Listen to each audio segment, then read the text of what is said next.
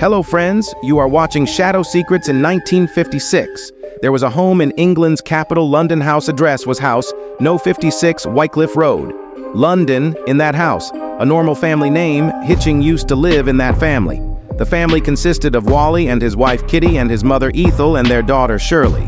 Wally was train driver, as I said. This was a normal working class family of London. But then suddenly creepy things started in their house. Friends, in January 1956, 15-year-old Shirley found a key under her pillow. The weird thing was that key was not their house key. The family was surprised. And on that night, something shocking happened after 12.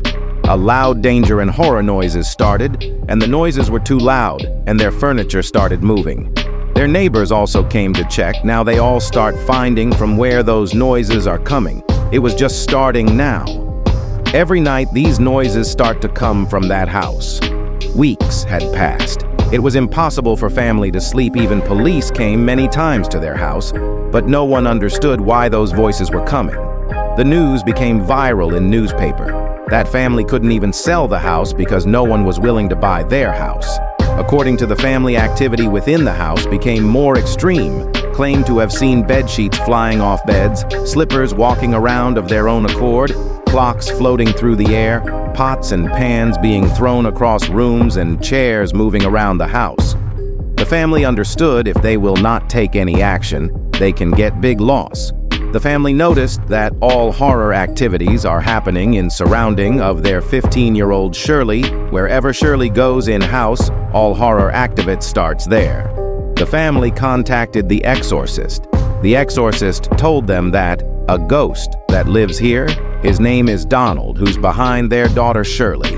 That news became viral and came in newspaper. It became impossible for Shirley to go out between while all of this family noticed that Shirley used to move violently in sleep. The family was too stressed. They didn't even know what to do. Now, everyday media, news journalists, photographers, used to be outside their house. They all wanted to interview Shirley and England's big media house. Daily Mail interviewed Shirley. It became viral all over England, and after that, BBC also covered their news, and even in England's parliament, this family issue was discussed.